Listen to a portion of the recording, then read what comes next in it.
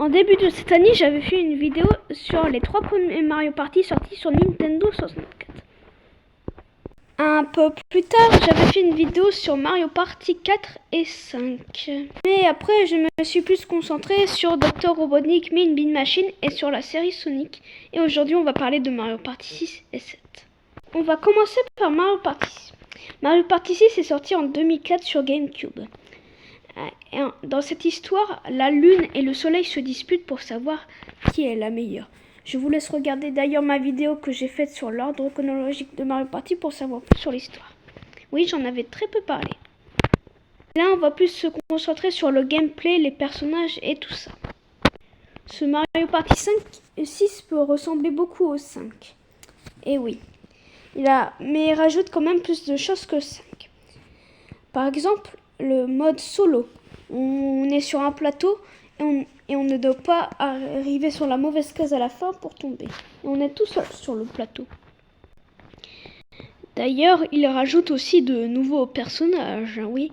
Des personnages qu'on ne voit qu'une seule fois dans la série Mario, comme le soleil et la lune, qui ont un pyjama, j'ai l'impression. Mais la grande nouveauté, c'est qu'il y a aussi Toadette. On peut jouer Toadette dans cet opus. Et oui, apparu dans Mario Kart Double Dash en 2003.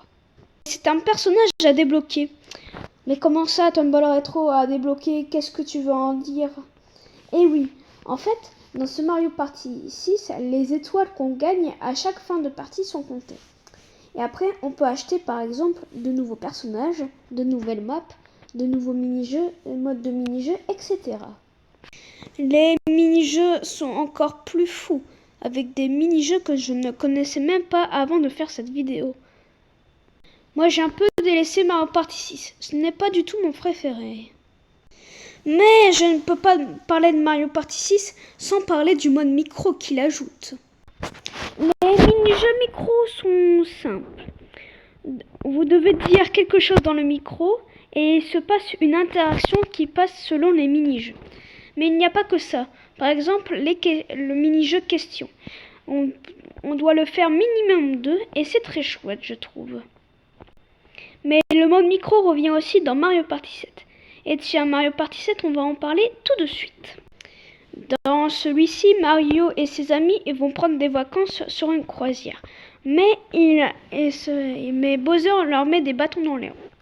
Je vous laisse regarder ma vidéo sur ce sujet que je n'ai pas fait il y a très longtemps.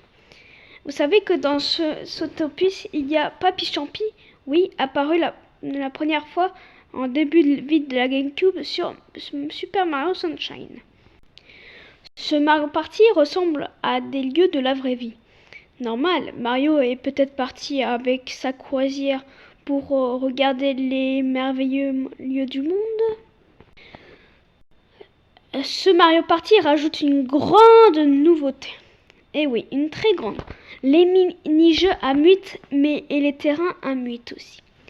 Je vais vous expliquer tout ça. Alors, les terrains à muite, c'est facile. Vous allez dire qu'il n'y a pas 8 équipes, bien sûr. En fait, il y a 4 équipes, mais vous êtes 2 dans cette équipe. Un peu comme la façon des équipes dans Super Mario Party sur Nintendo Switch. Et les mini-jeux à 8, Retro Specimen. Ah oui, les mini-jeux à 8, en fait, il y a 8 personnes dans celui-ci. Oui, mais vous êtes quand même en équipe, mais vous ne contrôlez pas les 2 personnages. Il rajoute aussi de nouveaux personnages comme Skulltrex et Birdo.